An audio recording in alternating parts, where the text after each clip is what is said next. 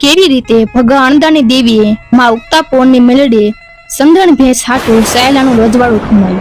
આજે આપણે આનો ઇતિહાસ જાણીશું. મિત્રો, વર્ષો પહેલાની વાત છે. સાયલા જે આજે ભગતના ગામ તરીકે ઓળખાય છે, ત્યારે એ સમયે સાયલાના રાજા દીકરીના કરિયાવર માટે પ્રધાનજીને કહે છે, એ પ્રધાનજી, દીકરીના કરિયાવરમાં કાંઈ ખામી તો નથી રહી ને? ત્યારે પ્રધાનજી કહે છે, હે સાયલાના ધણી, દીકરીના કરિયાવરમાં કાંઈ ખામી તો નથી રહી, પણ કંઈક એવું આપો જેથી સાયલાના ધણીનું નામ રહી જાય. ત્યારે સાયલાના રાજા કહે છે, હે પ્રધાનજી, એવું તો દીકરીના કરિયાવરમાં શું આપવું? ત્યારે પ્રધાનજી કહે છે, હે સાયલાના ધણી, આપણા ગામમાં પાદરે દેવી પૂજકના ઝૂંપડા છે. ત્યાં ભગા નામનો દેવી પૂજક રહે છે, અને એ ભગા પાસે 9 સુંદરી ભેંસ છે, જે ફરતા પંથકમાં કોઈની પાસે નથી. લોકો તે ભેંસને જોવા આવે છે, અને આવી સંધણ નામની તેમની પાસે ભેંસ છે. જો ઈ ભેંસ આપણે દીકરીબાના કરિયાવરમાં આપી તો સાયલાનું નામ રહી જશે. ત્યારે સાયલાના ધણી કહે છે, જાઓ ત્યારે એ ભગા પાસે એની ભેંસની જે કિંમત 2 ગણી દઈને લઈ આવો. ત્યારે પ્રધાનજી જાય છે. આ બાજુ ભગા દાદા ભેંસ ચારીને તેમના કુબે આવે છે, અને ભેંસને ખીલે બાંધીને અને કુબાની અંદર જાય છે. આમ બીજા દિવસે ભગા દાદા સમધનને ચારો નાખતા હોય છે, ત્યારે પ્રધાનજી સાથે રાજાના સૈનિકો આવે છે અને ત્યાં ઊભા રહે છે. ત્યારે પ્રધાનજી કહે છે, હે ભગા અણદા, સાયલાના રાજાને તારી આ સંદર ભેંસ લેવી છે. ત્યારે ભગા દાદા કહે છે, હે પ્રધાનજી, ઈ ભેંસ મારે નથી વેચવાની.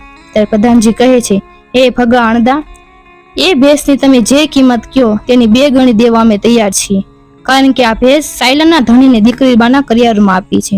ત્યારે ભગા દાદા કહે છે, હે પ્રધાનજી, આ ભેંસ હું નહીં દઈ શકું, કારણ કે આ ભેંસ મારી દેવીનું દિવલ્યું છે. ત્યારે ભગા દાદા માનતા નથી, અને સિપાહીઓ ત્યાંથી હાલતા થઈ જાય છે. ત્યારે સિપાહીઓ હાલતા હાલતા મહેલે આવે છે. ત્યારે પ્રધાનજી રાજ દરબારમાં જાય છે.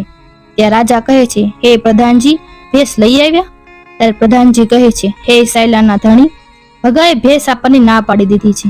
અમે એને ઘણો સમજાયો, પણ એ ન માન્યું.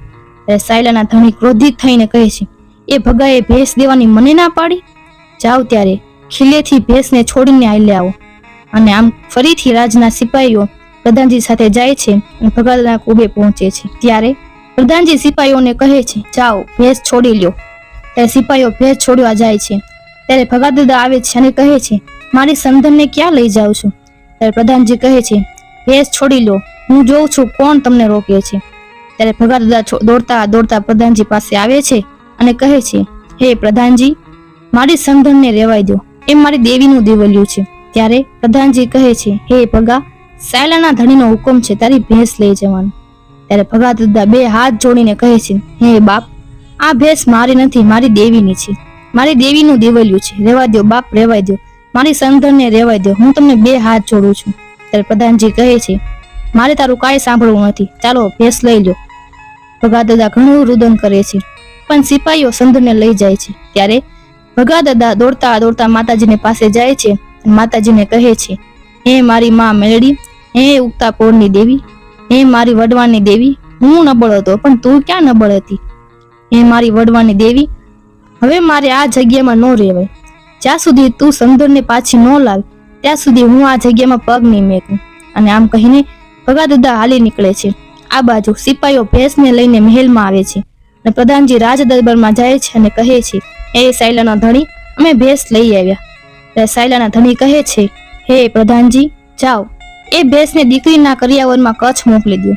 આ બાજુ ભગા દાદા હાલતા હાલતા વનમાં આવે છે અને ઝાડ નીચે બેસીને રુદન કરતા હોય છે. અને આમ 3 દિવસના દાડા વીતી જાય છે. ત્યારે ઉગતા પોળની દેવી માં મેલડી પ્રકટ થાય છે અને મયારણનો ડોશીના રૂપમાં આવે છે. ત્યારે માં મેલડી મયારણના રૂપમાં દૂધનું બેડું લઈને હાલી નીકળે છે, અને આ બાજુ ભગા દાદા રુદન કરતા હોય છે. અને માં મેલડી મયારણના રૂપમાં દૂધનું બેડું લઈને ભગા દાદા પાસે આવે છે. ત્યારે ભગા દાદા કહે છે, તમે કોણ છો અને આ વણવગડામાં? ત્યારે માં મેલડી મયારણના રૂપમાં કહે છે, હું મયારણ છું, આસે અમારા કુબા છે, મેં કોઈનો રુદન કર્યાનો અવાજ સાંભળ્યો એટલે હું અહીંયા આવી. ત્યારે માં મેલડી મયારણના ડોશીના રૂપમાં કહે છે, હે દીકરા, કેમ રુદન કરે છો? એવું તો શું દુઃખ પડ્યું તારી? ત્યારે ભગા દાદા કહે છે, હે માં, શું કહું તમને, મારી ભેંસ જે મારી દેવીનું દિવલ્યું હતું તે સાયલાના ધણીએ આદેશથી રાજના સૈનિકો લઈ ગયા. અને આમ કહેતા કહેતા ભગા દાદા રુદન કરે છે. ત્યારે માં મેલડી મેળના રૂપમાં કહે છે, હે દીકરા, તું ઘણા દિવસથી ભૂખ્યો લાગે છે, હાલે આ દૂધ પી લે. ત્યારે ભગા દાદા કહે છે, નહીં માં, હવે જ્યાં સુધી મારી સંધન ન આવે ત્યાં સુધી હું અન્ન પાણી નહીં લઉં, ને આમને આમ મારો જીવ ત્યાગી દઈશ. માતાજી મયાળના રૂપમાં ઘણું સમજાવે છે, પણ ભગા દાદા માનતા નથી. ત્યારબાદ માતાજી મયાળના રૂપમાં ત્યાંથી પાછા વ્યા જાય છે અને તે દૂધનું બેડું ત્યાં જ મૂકી દે છે. ત્યારે ભગા દાદા રુદન કરતા હોય છે ત્યારે માં મેરડી અદ્રશ્ય રૂપમાં પ્રગટ થાય છે અને કહે છે, હે ભગા, દૂધ પી લે. ત્યારે ભગા દાદા વિચાર કરે છે કે આ કોણ બોલ્યું. ત્યારે ફરીથી અવાજ આવે છે, હે ભગા, દૂધ પી લે. ત્યારે ભગા દાદા કહે છે, તમે કોણ છો? ત્યારે માં મેલડી કહે છે, હું તારી દેવી મેલડી બોલું છું, દૂધ પી લે ભગા, દૂધ પી લે. ત્યારે ભગા દાદા કહે છે, મારે દૂધ નથી પીવા.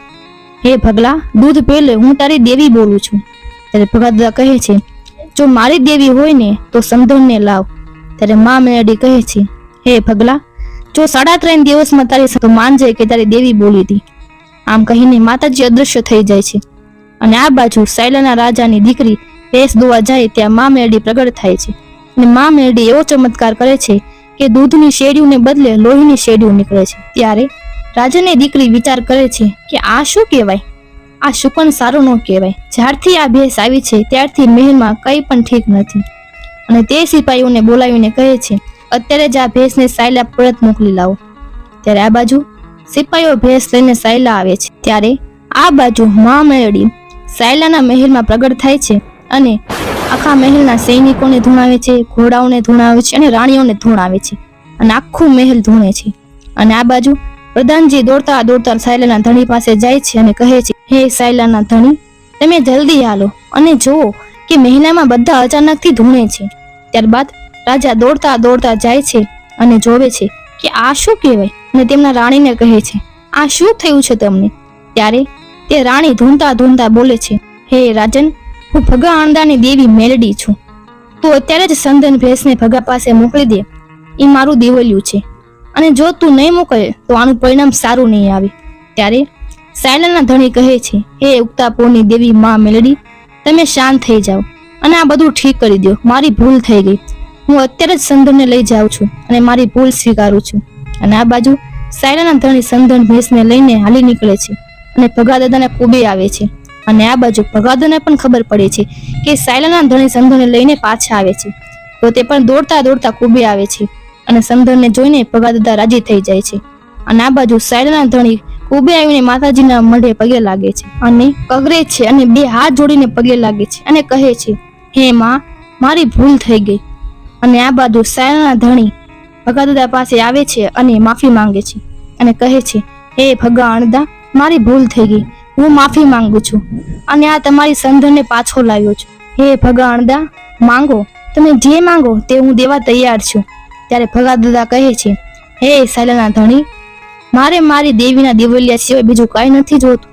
ત્યારે સાયલાના ધણી અને સિપાહીઓ ત્યાંથી હાલી નીકળે છે અને પછી ભગા દાદા દોડતા દોડતા માતાજીને મઢે જઈને કહે છે, હે મારી વડવાની દેવી, હે ઉક્તાપોની દેવી માં મેરડી, તું સંધનને પાછી લાવી ખરી હો. ત્યારે માં મેરડી અદ્રશ્ય રૂપમાં પ્રગટ થાય છે અને કહે છે, હે ભગા, હવે દૂધ પી લે, તારી સંધન હવે પાછી આવી ગઈ છે અને જ્યારે જ્યારે તારી ઉપર સંકટ આવશે ત્યારે હું મેરડી, તારી દેવી, આડી આવીને ઊભી રહીશ. ત્યારે ભગા દાદા માતાજીને પગે લાગે છે અને માતાજી ખમ્મા કહીને અદ્રશ્ય થઈ જાય છે. અને આવી રીતે સાયલામાં માં મેલડી ભગા આણંદાની દેવી કહેવાના. જો તમને અમારો આ વિડીયો ગમ્યો હોય તો અમારી ચેનલને લાઈક કરો, સબસ્ક્રાઇબ કરો અને શેર કરવાનું ન ભૂલતા. જય માતાજી.